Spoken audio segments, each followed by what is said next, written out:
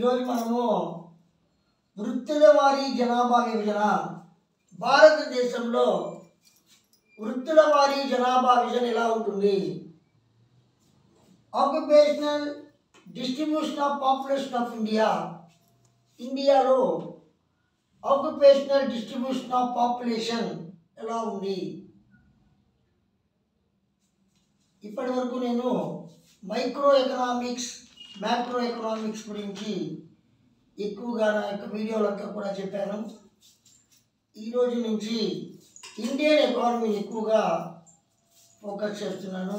ఎందుకంటే competitive exams అనేవి ఈ 3 నెలలు ఉన్నాయి కాబట్టి ఇండియన్ ఎకానమీ అనేది చాలామందికి అటు డిఎస్సి వాళ్ళకి, ఎస్జిటి వాళ్ళకి, 10th క్లాస్కి, 9th, 8th, 6th వీళ్ళందరికీ కూడా యూజ్ఫుల్గా ఉంటుంది. అది కాకుండా కాంపిటేటివ్ ఎగ్జామ్ గ్రూప్ 3కి, గ్రూప్ 4కి 70% రేంజ్లో ఉంటుంది. గ్రూప్ 1, గ్రూప్ 2 వాళ్ళకి 40% రేంజ్లో ఈ టాపిక్స్ ఉంటాయి. మెయిన్గా నేను స్టార్ట్ చేసింది ఏంటంటే మన యొక్క స్టూడెంట్స్ కొరకు, వ్యూయర్స్ కొరకు సీనియర్ ఇంటర్ని ఎక్కువగా బేస్ చేసుకుంటూ ఈ యొక్క ఎకనామిక్స్ అనేది సీనియర్ ఇంటర్ బేస్ ఆధారంగా డిఎస్సికి యూజ్ అయ్యే విధంగా, ఎస్జిటికి యూజ్ అయ్యే విధంగా, 10th క్లాస్ వాళ్ళకి యూజ్ అయ్యే విధంగా, అటు తెలుగు మీడియం, ఇంగ్లీష్ మీడియం వాళ్ళకు కూడా యూజ్ఫుల్గా ఉండేటట్లు ఇంకా నుంచి నా వీడియోలు అంతా కూడా నా కంటెంట్ అంతా ఉంటుంది. మీరు ఈ కంటెంట్ని ఆదరిస్తారని, మీకు యూజ్ఫుల్గా ఉంటే, బాగా ఉపయోగపడితే, బాగా అర్థమైతే నన్ను సబ్స్క్రైబ్ చేసి, షేర్ చేసి ఎక్కువగా మీరు చూస్తారని చెప్పి ఆశిస్తున్నాను. మీ యొక్క ఎంకరేజ్మెంట్తో ఇంకా కూడా నేను మంచి వీడియోలు చేయగలుగుతాను. అందరికీ యూజ్ఫుల్గా ఉంటుంది. ఇప్పుడు మనము భారతదేశంలో వృత్తుల వారీ విభజన ఎలా ఉంది, ఇండియాలో occupational distribution of population nature ఎలా ఉంది అని చెప్పుకుంటాం. ఇది 10th క్లాస్లో ప్రొడక్షన్, ఎంప్లాయ్మెంట్, ఉత్పత్తి, ఉద్యోగిత చాప్టర్కి సంబంధించింది. డిఎస్సి వాళ్ళకి స్కూల్ అసిస్టెంట్ యూజ్ఫుల్గా ఉంటుంది. అదేవిధంగా ఎస్జిటి వాళ్ళకు కూడా 10th క్లాస్ కాబట్టి ఎస్జిటి వాళ్ళకు కూడా ఉపయోగకరంగా ఉంటుంది. The occupational distribution of population refers to the division of population of a country according to different occupations. అంటే కంట్రీలో పాపులేషన్ ఏ విధంగా డిఫరెంట్ ఆక్యుపేషన్స్ మీద డిపెండ్ అయి ఉంటుంది.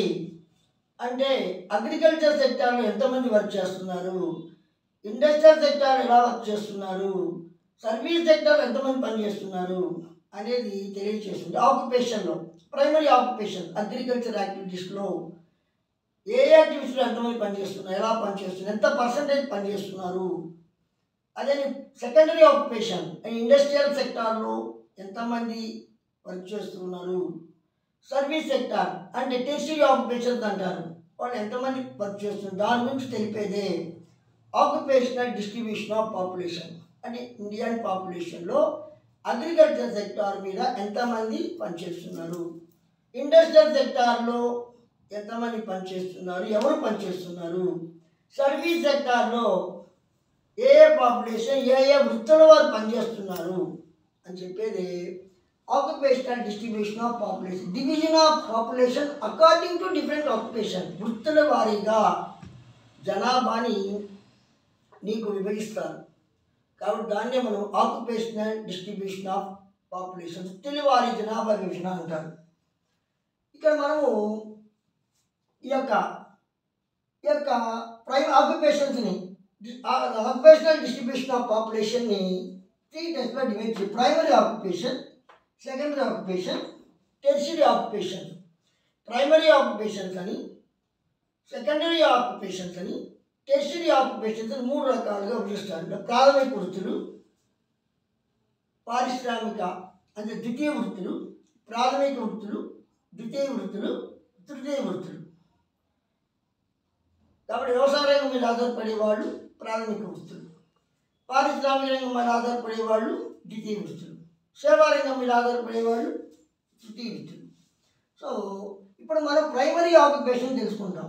దీన్ని మనం అగ్రికల్చర్ సెక్టార్ అంటాం, ప్రైమరీ సెక్టార్ అంటాం. కాబట్టి ఇలా sectoral contribution to the nation income అని కూడా ఇచ్చినా కూడా ఇంట్రడక్షన్కి ఇది ఉపయోగపడుతుంది. జాతీయ ఆదాయంలో వివిధ రంగాల వాటా అన్నప్పుడు కంటెంట్ ఉపయోగపడుతుంది. ఇక్కడ డేటా మారుతుంది. అక్కడ నేషన్ ఇన్కమ్లో ఎంత భాగం చెప్తారు, ఇక్కడ పనిచేసే వాళ్ళలో ఎంత భాగం అని చెప్తారు.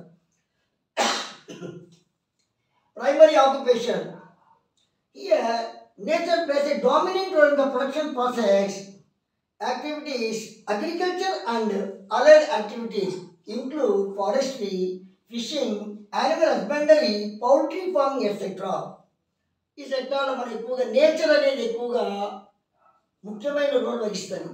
అంటే ముఖ్యమైన రోల్ అనేది ప్రకృతి అనేది మనకి ఈ యొక్క వృత్తుల్లో ఎక్కువగా కనపడుతుంది. అంటే వ్యవసాయ రంగము, వ్యవసాయ అనుబంధ వృత్తులు అంటే అడవులు, చేపల పెంపకం, జంతువులు పెంపకం, కోళ్ళ పెంపకం, ఇవన్నీ కూడా పశువుల పెంపకం, కోళ్ళ పెంపకం, జంతు ప్రదర్శనశాలలు, ఇవన్నీ కూడా నీకు ప్రైమరీ ఆక్యుపేషన్స్లో వస్తాయి. అంటే ప్రాథమిక వృత్తులు అంటారు, ప్రాథమిక రంగం కూడా అంటారు. అంటే ప్రైమరీ సెక్టార్, ప్రైమరీ ఆక్యుపేషన్స్ అని చెప్పి అంటారు. The following occupations are related to primary occupations: fisherman, gardener, potter, beekeeper. వీళ్ళంతా కూడా ఈ యొక్క ప్రైమరీ ఆక్యుపేషన్స్లో వస్తారు. అంటే చేపలు పట్టేవాళ్ళు, ఆ తోట పని చేసేవాళ్ళు, కుండలు చేసేవాళ్ళు, అదేవిధంగా తేనె పెంపకం అంటే తేనెని తయారు చేసేవాళ్ళు, ఇవన్నీ కూడా నీకు ప్రైమరీ ఆక్యుపేషన్స్లో వస్తాయి, ప్రైమరీ సెక్టార్లో వస్తాయన్నమాట. అంటే ఇవన్నీ కూడా మనకి బిట్లుగా వస్తాయి, చిన్న చిన్న బిట్లుగా. అంటే చేపల పెంపకం అంటే ఫిషర్మ్యాన్ చేపలు పట్టేవాడు, తోటలు పెంచేవాడు, కొండలు తయారు చేసేవాడు, తేనె అంతా కూడా తేనె పెంపకం చేసేవాడు అంటే తేనె తయారు చేసేవాడు. వీళ్ళంతా కూడా ప్రైమరీ ఆక్యుపేషన్స్ ప్రాథమిక వృత్తిలో వస్తారు. ఇక్కడ ఎక్కువగా developing countries or backward countries వచ్చి దీంట్లో ఎక్కువగా పనిచేస్తూ ఉంటారు. ప్రైమరీ ఆక్యుపేషన్ ప్రైమరీ సెక్టార్లో ఎక్కువగా నీకు ఇక్కడ పనిచేస్తూ ఉంటారు. అందువల్ల వీళ్ళంతా కూడా ప్రైమరీ ఆక్యుపేషన్స్ కిందకి వచ్చేవాళ్ళు. ఇంకా secondary occupation or secondary sector, secondary occupations అన్నా సెకండరీ సెక్టార్ అన్నా ఒకటి, ఇండస్ట్రియల్ సెక్టార్ అన్నా ఒకటి. అంటే ద్వితీయ వృత్తులు, ద్వితీయ రంగము, పారిశ్రామిక రంగం అన్నీ కూడా సెకండరీ ఆక్యుపేషన్స్ కిందకు వస్తాయి. అంటే secondary occupations are also called industrial sector. It includes mining, quarrying, manufacturing, electricity, gas, water supply, construction, etc. కాబట్టి ఈ యొక్క ద్వితీయ వృత్తుల్ని మనము ఇండస్ట్రియల్ సెక్టార్ కూడా అంటారు, పారిశ్రామిక రంగం అని కూడా అంటారు, ద్వితీయ రంగం అని కూడా అంటారు. ఇక్కడ వచ్చేసి నీకు గనులు వస్తాయి, మైనింగ్ అండ్ క్వారీస్ అంటే గనులు తవ్వడం, గనులు అంతా కూడా మెయింటైన్ చేయడం, గనులు త్రవ్వకం చేయడం, మ్యానుఫ్యాక్చరింగ్ వస్తువులు తయారు చేయడం అంటే పోత్ పేస్టులు కానీ పౌడర్లు కానీ ఏదైనా రా మెటీరియల్స్ని మన ఫినిషింగ్ గూడ్స్గా మార్చడం, ఎలక్ట్రిసిటీ విద్యుత్ శక్తిని తయారు చేయడం, అదేవిధంగా వాటర్ సప్లై గ్యాస్ను తయారు చేయడం, కన్స్ట్రక్షన్ అపార్ట్మెంట్ అంతా కట్టడం, బిల్డింగులు కట్టడం, ఇవన్నీ కూడా సెకండరీ ఆక్యుపేషన్స్ కిందకు వస్తాయి. అంటే large scale industries, small scale industries, cottage industries, నీకు అతి చిన్న పరిశ్రమలు, ఇవన్నీ కూడా నీకు చిన్న తరహా పరిశ్రమలు, పెద్ద తరహా పరిశ్రమలు, ఇవన్నీ కూడా నీకు సెకండరీ ఆక్యుపేషన్స్లో వస్తాయి. ఎగ్జాంపుల్ ఏంటంటే బాస్కెట్ వీవర్స్ బుట్టలు తయారు చేసేవాళ్ళు, వర్కర్స్ మ్యాచ్ ఫ్యాక్టరీ అగ్గిపెట్టెలు తయారు చేసేవాళ్ళు, వీళ్ళంతా కూడా ఈ యొక్క సెకండరీ ఆక్యుపేషన్స్ కిందకు వస్తాయి. ఈ సెకండరీ ఆక్యుపేషన్స్ ఎక్కువగా ఈ యొక్క డెవలప్డ్ కంట్రీస్కి సూటబుల్గా ఉంటుంది. అంటే డెవలప్డ్ కంట్రీస్లో ఎక్కువ మంది సెకండరీ ఆక్యుపేషన్లో పనిచేస్తూ ఉంటారు. అంటే నీకు ద్వితీయ రంగంలో ఎక్కువగా అభివృద్ధి చెందిన దేశాల్లో ఎక్కువగా కనపడుతుంది ద్వితీయ రంగం. నెక్స్ట్ టెర్షియరీ ఆక్యుపేషన్ ఆ సర్వీస్ సెక్టర్. కాబట్టి మనము తృతీయ రంగము, తృతీయ వృత్తులు లేక తృతీయ రంగము, సేవా వృత్తులు లేక సేవా రంగము అని చెప్పి దీన్ని అంటారు. Tertiary occupations are also called service sector. It includes trade, commerce, transport, storage, communication, banking, insurance, real estate, community services, education and health. ఈ టెర్షరీ ఆక్యుపేషన్స్ మా సర్వీస్ సెక్టర్ అనుకుంటాం. ఇందులో బిజినెస్ చేసే వాళ్ళు ఉంటారు. Next commerce, transport, railway transport, road transport, air transport వస్తుంది. Storage, గిడ్డంగులు నిర్మించడం.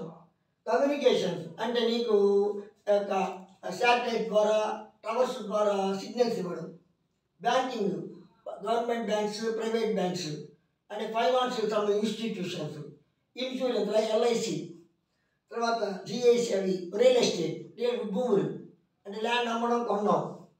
కమ్యూనిటీ సర్వీసెస్, హాస్పిటల్స్ నిర్మించడం, స్కూల్ కట్టించడం, కాలేజీలు కట్టించడం, ఇవన్నీ కూడా ఎడ్యుకేషన్ కిందకు వస్తాయి. ఇవన్నీ కూడా సర్వీస్ సెక్టర్. కాబట్టి సర్వీస్ సెక్టర్ అనేది కూడా ఎక్కువగా కాంట్రిబ్యూట్ చేస్తాయి ప్రైమరీ సెక్టార్కి, సెకండరీ సెక్టార్కి. సర్వీస్ సెక్టార్ బాగుంటే ప్రైమరీ సెక్టార్కి చాలా హెల్ప్ఫుల్గా ఉంటుంది, సెకండరీ సెక్టార్కి కూడా హెల్ప్ఫుల్గా ఉంటుంది. ఎక్కువగా సర్వీస్ సెక్టార్ని బట్టి డెవలప్డ్ కంట్రీస్ అని చెప్తారు. అంటే డెవలప్డ్ కంట్రీస్లో ఈ సర్వీస్ సెక్టార్కి ఎక్కువగా ఇంపార్టెన్స్ ఇస్తారు. ఈ ఫెసిలిటీస్ అన్ని బాగా ఎక్కువగా ఉంటే అది డెవలప్డ్ కంట్రీ అంటారు. ఇవి తక్కువగా ఉంటే బ్యాక్వర్డ్ కంట్రీ అంటారు. అంటే సర్వీస్ సెక్టార్ అనేది చాలా ముఖ్యమైన రోల్ వహిస్తుందని చెప్పి చెప్పచ్చు అన్నమాట. కాబట్టి ఇది మనం contribution of the national income అని కూడా different sectors contribution the national income అన్నా చెప్తారు. అయితే డిఫరెంట్ ఆక్యుపేషన్స్ దీని ఎకానమీ కూడా అంటారు. ఏదైనా కూడా పదం మారద్ది, బ్యాట్ కంటెంట్ మాత్రం ఒకటే. దీన్ని నీకు హాన్స్ సింగర్ అని ఆయన economic development can be achieved by transformation 80% of the agriculture development country into 15% of the నీకు ఇండస్ట్రియల్ డిపెండెంట్ కంట్రీ. అంటే economic development can be achieved by transforming 85% agriculture dependent country into 15% agriculture dependent country.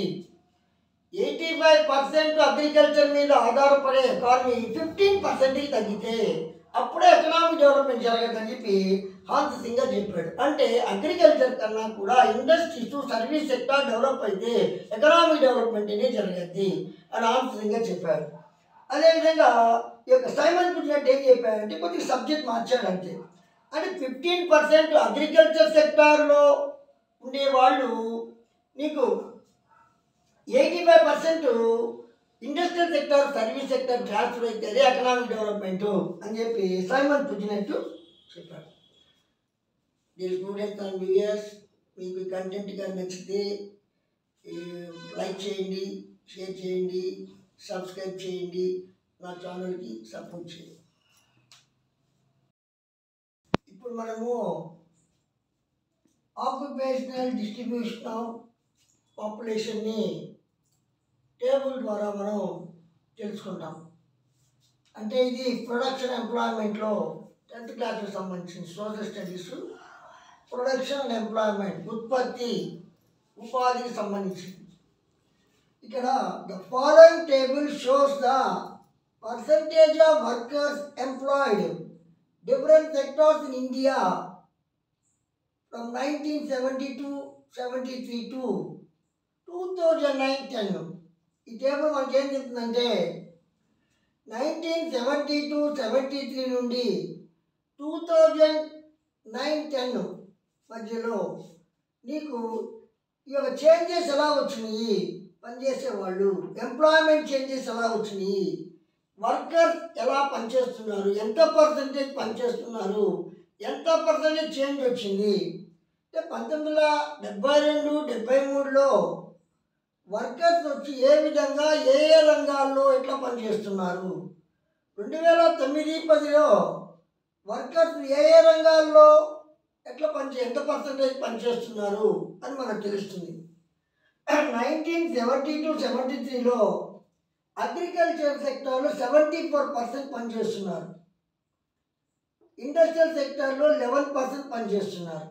Service sector అంటే సేవల రంగంలో 25% పనిచేస్తున్నారు. 2009-10కి వచ్చేటప్పటికి 53%కి తగ్గింది agriculture సెక్టార్లో పనిచేసే వర్కర్స్ యొక్క శాతం. 74 ఉండేవాళ్ళు 2009కి వచ్చేటప్పటికి 53%కి తగ్గారు, అంటే ఫాల్ అయింది ఎంప్లాయ్మెంట్. అదే నీకు ఇండస్ట్రియల్ సెక్టార్లో 11% నుంచి 20% రీజారు, అంటే అగ్రికల్చర్ సెక్టార్లో పనిచేసే వాళ్ళు తగ్గారు, ఇండస్ట్రియల్ సెక్టార్లో పనిచేసే వాళ్ళు పెరిగారు. అదేవిధంగా సర్వీస్ సెక్టార్లో 15% ఉండేవాళ్ళు 25% పెరిగారు, అంటే సర్వీస్ సెక్టార్లో కూడా పెరిగారు. అంటే 1970-73 2009-10 కానీ మనం కంపేర్ చేస్తే అగ్రికల్చర్ సెక్టార్లో పనిచేసే వాళ్ళు తగ్గారు, ఇండస్ట్రియల్ సెక్టార్లో పనిచేసే వాళ్ళు పెరిగారు, సర్వీస్ సెక్టార్లో పనిచేసే వాళ్ళు పెరిగారు. అంటే వ్యవసాయ రంగంలో పనిచేసే వాళ్ళు 70-73 2009 ఎస్టిమేట్ ప్రకారంగా వ్యవసాయ రంగంలో పనిచేసే వాళ్ళు తగ్గారు, పారిశ్రామిక రంగంలో పనిచేసే వాళ్ళు పెరిగారు, సేవల రంగంలో పనిచేసే వాళ్ళు పెరిగారు. అంటే పనిచేసేవాళ్ళు అగ్రికల్చర్ సెక్టార్ నుండి ఇండస్ట్రియల్ సెక్టార్కి సర్వీస్ సెక్టార్కి మూవ్ అయ్యే ట్రాన్స్ఫర్ అయ్యారు కాబట్టి డెవలప్మెంట్ అనేది జరిగింది. అప్పటికి 1972 నుంచి 2009కి వచ్చేటప్పటికి డెవలప్మెంట్ జరిగింది. అంటే ఇండియన్ ఎకానమీ డెవలప్మెంట్ స్టేజ్లోకి వచ్చిందని చెప్పి మనం చెప్పచ్చు అనమాట కొద్దిగా. Next distribution of workers in India 1970-73 2000-2010 అంటే భారతదేశంలో వివిధ రంగాల వారీగా కార్మికుల వివరాలు ఎలా ఉన్నాయి అంటే ఇండియాలో వర్కర్స్ వచ్చి నీకు ఏ రంగాల్లో ఎలా పనిచేస్తున్నారు అంటే గ్రామీణ ప్రాంతాల్లో ఎంత పర్సెంటేజ్ పనిచేస్తున్నారు, రూరల్ ఏరియాస్లో నీకు అర్బన్ ఏరియాస్లో ఎంతమంది పనిచేస్తున్నారు, వీళ్ళలో పురుషులు వచ్చి మేల్ ఎంతమంది పనిచేస్తున్నారు, ఎంత పర్సెంటేజ్ పనిచేస్తున్నారు, ఫిమేల్ ఎంత పర్సెంటేజ్ పనిచేస్తున్నారు. నీకు డిఫరెంట్ సెక్టార్స్లో రూరల్ ఏరియాస్లో ఎంతమంది కార్మికులు పనిచేస్తున్నారు, అర్బన్ ఏరియాస్లో ఎంతమంది కార్మికులు పనిచేస్తున్నారు, ఎంత పర్సెంటేజ్. స్త్రీ పురుషుల యొక్క డిఫరెంట్ సెక్టార్స్లో మేల్ యొక్క పర్సెంటేజ్ ఎంత ఉంది, ఫీమేల్ యొక్క పర్సెంటేజ్ ఎంత ఉంది, అది మనం ఇప్పుడు తెలుసుకుంటాం. ఇప్పుడు మనం ప్లేస్ ఆఫ్ రెసిడెన్స్ నివాస స్థానం గ్రామీణ ప్రాంతాలు పట్టణ ప్రాంతాలు అంటే రూరల్ ఏరియాస్ అర్బన్ ఏరియాస్ ఈ రెండు కంపేర్ చేస్తుంటాం. ఈ యొక్క రూరల్ ఏరియాస్లో ఎక్కువ మంది అగ్రికల్చర్లో పనిచేస్తున్నారు, ఇండస్ట్రియల్ సెక్టారు సర్వీస్ సెక్టార్లో తక్కువ మంది పనిచేస్తున్నారు. అంటే గ్రామీణ ప్రాంతాల్లో ఎక్కువ మంది వ్యవసాయ రంగం మీద ఆధారపడి ఉన్నారు, పారిశ్రామిక రంగం మీద సేవల రంగం మీద తక్కువ ఆధారపడి ఉన్నారు. గ్రామీణ ప్రాంతాల్లో వ్యవసాయ రంగం మీద ఎక్కువ మంది ఆధారపడి పనిచేస్తున్నారు, పారిశ్రామిక రంగం సేవల రంగం మీద తక్కువ మంది పనిచేస్తున్నారు. ఇంకా పట్టణాలకు వస్తాం, పట్టణాల్లో వ్యవసాయ రంగం మీద తక్కువ పనిచేస్తున్నారు, పారిశ్రామిక రంగం సేవల రంగంలో ఎక్కువ పనిచేస్తున్నారు. ఎందుకంటే అర్బన్ ఏరియాస్లో ఎక్కువగా ఇండస్ట్రీస్ ఉంటాయి, కన్స్ట్రక్షన్ వర్క్స్ ఉంటాయి, రియల్ ఎస్టేట్ ఉంటుంది, రోడ్లు వేస్తారు, కమ్యూనికేషన్ ఫెసిలిటీస్ ఉంటాయి. అందుకని అర్బన్ ఏరియాస్లో ఇండస్ట్రియల్ సెక్టారు సర్వీస్ సెక్టార్లో ఎక్కువ మంది వర్క్ చేస్తుంటారు. అంటే పారిశ్రామిక రంగం సేవల రంగంలో ఎక్కువ మంది పనిచేస్తుంటారు. అది వ్యవసాయ రంగం అంటే అక్కడ భూములు తక్కువ ఉంటాయి కాబట్టి వ్యవసాయ రంగంలో తక్కువ మంది పనిచేస్తుంటారు. అదే ఇక్కడ వచ్చేటప్పటికి రూరల్ ఏరియాస్లో ల్యాండ్ ఎక్కువ ఉంటుంది, ఇండస్ట్రీ తక్కువ ఉంటాయి కాబట్టి అగ్రికల్చర్ మీద ఎక్కువగా పనిచేస్తూ ఉంటారు. ఇలా మనము రూరల్ అర్బన్ తెలుసుకున్నాం. ఇప్పుడు స్త్రీ పురుషుల్లో ఏ రంగాల్లో పురుషులు ఎక్కువ పనిచేస్తున్నారు, స్త్రీలు ఎక్కువ పనిచేస్తున్నారు అని తెలుసుకుంటాం. నీకు స్త్రీల గురించి ఆలోచించామంటే వీళ్ళు వ్యవసాయ రంగంలో ఎక్కువ మంది పనిచేస్తున్నారు, పారిశ్రామిక సేవల రంగంలో తక్కువ పనిచేస్తున్నారు. అంటే స్త్రీలు వచ్చి కూలి పనికి ఎక్కువ పోతుంటారు, గ్రామీణ ప్రాంతాల్లో గమ్మనుడకుండా ఎక్కువ వర్క్ చేస్తారు కాబట్టి వాళ్ళకి గ్రామీణ ప్రాంతాల్లో ఎక్కువ పనిచేస్తూ ఉంటారు. అదే పట్టణాల్లో స్త్రీలకు ఎక్కువ వర్క్ ఇవ్వరు, ఎక్కువ ఇండస్ట్రీస్ సర్వీస్ సెక్టర్ కాబట్టి మగవాళ్ళకి ఎక్కువ వర్క్ ఇస్తారు. అందువల్ల పారిశ్రామిక రంగం సేవల రంగంలో వీళ్ళు తక్కువ పనిచేస్తారు. ఫిమేల్ వర్కర్స్ వచ్చి అగ్రికల్చర్ సెక్టార్లో ఎక్కువ మంది వర్క్ చేస్తూ ఉంటారు. ఇండస్ట్రియల్ సెక్టార్, సర్వీస్ సెక్టార్లో తక్కువగా వర్క్ చేస్తుంటారు. అదే పురుషులుగా వస్తే అగ్రికల్చర్ సెక్టార్లో లైట్గా ఎక్కువ పని చేస్తుంటారు, ఇండస్ట్రియల్ సెక్టార్లో మీడియంగా పనిచేస్తుంటారు, సర్వీస్ సెక్టార్లో తక్కువ పని చేస్తుంటారు. కాబట్టి మేల్ పర్సన్స్ వచ్చి అగ్రికల్చర్ సెక్టార్లో కొద్దిగా ఎక్కువ, ఇండస్ట్రియల్ సెక్టార్లో మీడియం, సర్వీస్ సెక్టార్లో తక్కువ అని చెప్పచ్చు. కాబట్టి